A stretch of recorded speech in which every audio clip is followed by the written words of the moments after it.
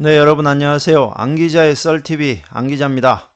예, 오늘은 대통령 직무실 용산 이전에 대해서 다시 한번 다뤄보겠습니다. 오늘 청와대가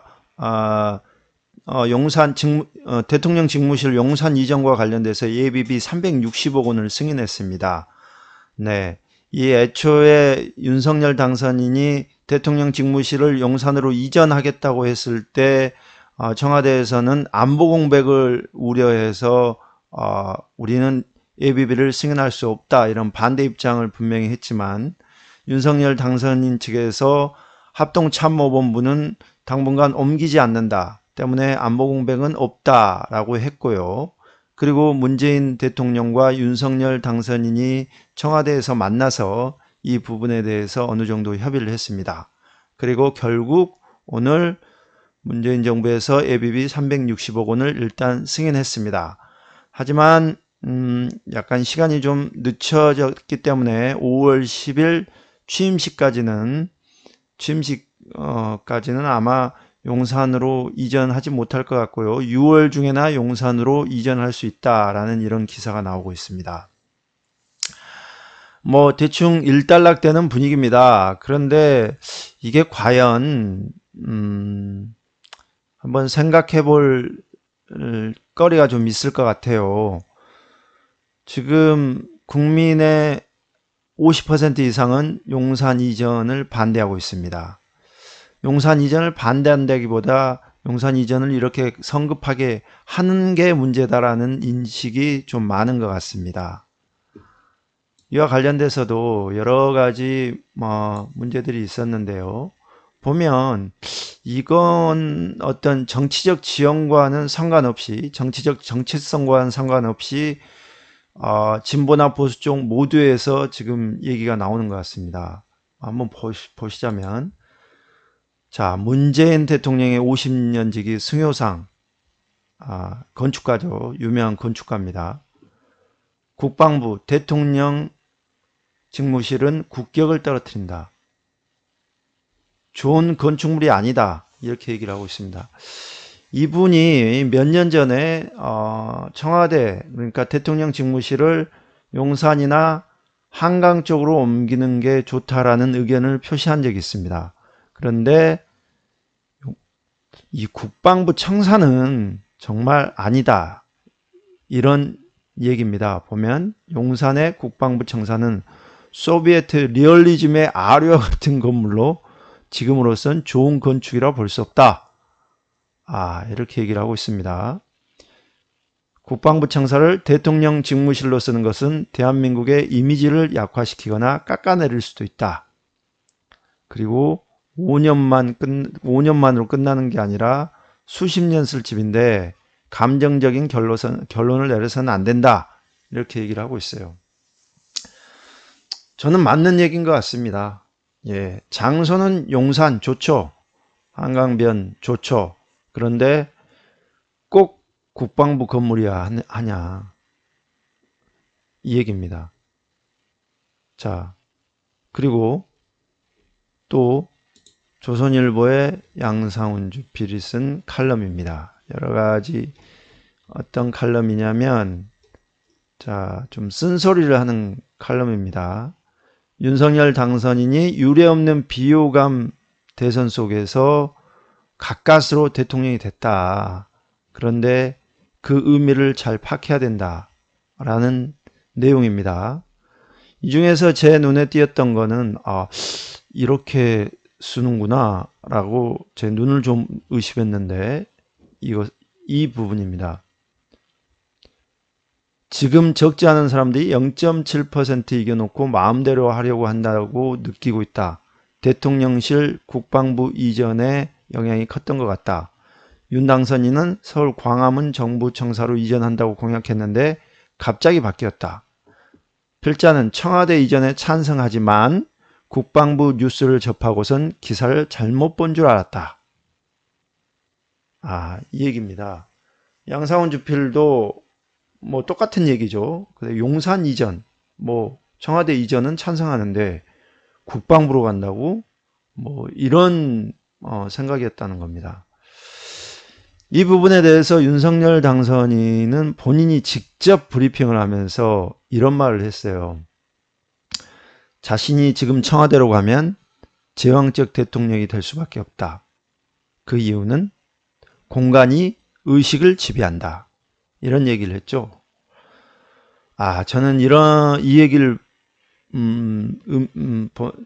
들으면서 문득 좀 재밌는 생각이 들었어요. 자, 이거 한번 보시죠. 이게 지금 국방부 건물이고요. 이쪽이 합참 건물입니다. 그리고 이쪽이 근무지원단 건물이에요. 그러면 이 국방부 앞을 다 공원화시키겠다는 거죠. 이건 조감대예요. 계략적인 개요 어떤 개념도라고 보면 됩니다.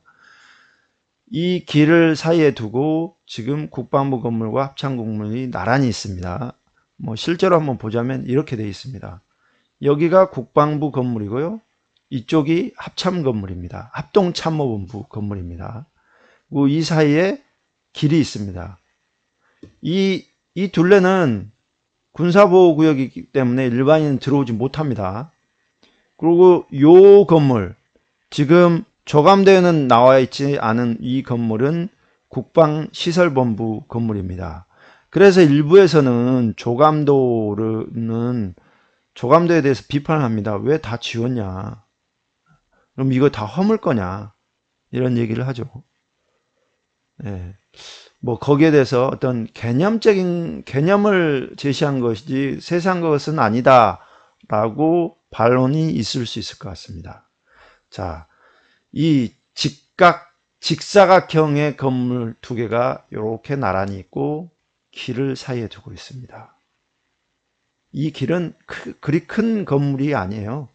길이 아니에요. 영내에 있기 때문에. 그런데 저도 여기를 출입해 봤고 오랫동안 한 5년 넘게 출입을 했습니다. 근데 이걸 보다가 문득 어디랑 닮았네? 어디였더라? 라고 생각을 하다가 요 건물이 생각났습니다. 자, 여기가 길이 있고요. 이쪽이 직사각형의 건물이 두 개 있습니다. 요거는 요 뒤쪽에 있는 건물입니다. 세 개는 아니에요. 약간 비스듬하게 해서 너무 닮지 않았나 생각이 듭니다. 그렇죠? 여기가 어디냐면 대검찰청, 여기가 서울중앙지검, 여기가 서울고검, 그리고 여기가 서초대로입니다. 윤석열 당선인이 검찰총장 당시에 근무했던 건물이 요 대검찰청 건물, 서울중앙지검장 시절에 근무했던 건물이 요 건물입니다. 예, 공간이 의식을 지배한다. 참 뭐랄까요? 윤석열 당선인이 왜 국방부에 꽂혔을까? 자신도 알지 못하게 어떤 무의식 속에 친숙한 공간으로 느끼지 않았을까? 이런 생각도 좀 해봐요. 이건 그냥 저의 그냥 해석입니다. 자, 그렇고요. 그런데 뭐 다 좋습니다. 다 좋아요. 그런데 이 지금 용산 이전이 졸속 추진되고 있다. 너무 성급하다. 이런 얘기를 하죠. 거기에 대해서 인수위 내부에서는 당 후보 시절, 대선 주자 시절 때부터 검토해 왔다. 그래서 성급한 게 아니다라는 이런 얘기가 좀 나오는 것 같아요. 그러나 제가 확인한 바로는 사실이 아닙니다. 그리고 그런 내용은 윤핵관으로 뽑히는 권성동 의원의 인터뷰에서도 나옵니다. 자, 요 권성동 의원이 한 말 중에 MBN 판도라에 출연해서 경향신문 칼럼 보고 용산행 결정, 이런 얘기가 나와요. 자, 보시면 처음 구상할 때 정부 청사로 가느냐 외교부 청사로 가느냐 밖에 없었는데 경향신문의 국방 전문 기자가 용산시대를 열라면서 칼럼을 썼다. 그러면서 국방부로 가봤고 이 부분에 대해서 마음에 들어서 이쪽으로 선택을 했다라는 얘기입니다. 이 부분은 제가 첫 유튜브에서도 말씀드렸어요. 경향신문 박성진 기자가 쓴 칼럼이 한마디로 트리거가 됐다라는 내용입니다. 그런데 이 부분도 사실은 제가 확인한 바로는 약간 사실과 다릅니다. 경향신문 박성진 기자는 그날 칼럼을 왜 썼냐면 이미 인수위 관계자와 만나서 얘기하던 중에 자기 의견을 제시를 했었고 인수위 관계자가 상당히 긍정적으로 평가를 했고 그 긍정적 평가를 어찌 보면 그 에드밸런을 띄운다고 그러죠. 여론을 보기 위해서 쓴 거죠. 예, 그렇습니다.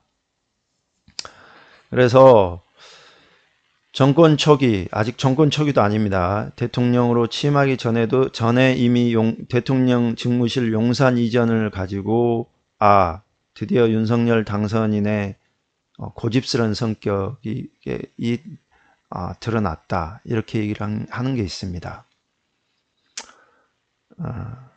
뭐 잘 되길 빚는데요. 여튼 저는 요 부분, 사실 이 서울중앙지검과 대검찰청 피의자들이 와서 조사를 받는 곳입니다. 어떤 사람들은 이곳에서 스스로 자기의 목숨을 던집니다. 참 권위적이고 참 좀 위압감이 가는 건물이에요. 뭐 이 건물도 마찬가지인 거고요. 그래서 많은 사람들이 걱정을 하는 것 같습니다. 네, 오늘은 이 정도 하겠습니다. 예, 좀 잡설이 많았는데요. 오늘은 이 정도 하고 또 다시 용산 직무실 이전은 이제 그만 다뤄야 되지 않겠습니까? 이 정도 했으면 되지. 근데 이 사안을 보면서 문재인 대통령이 정권 초기에 원전 폐쇄하려고 했던 것과 약간은 닮은 것 아닌가. 국민들도 반대하고 많은 반대 여론 속에서도 자기의 고집을 피우는 것과 국민의 반대 속에서도 국방부로 직무실 이전하려는 것과 닮은 꼴은 아닌가라는 생각을 해봅니다. 네, 감사합니다. 여러분, 좋아요와 댓글은 사랑입니다. 감사합니다.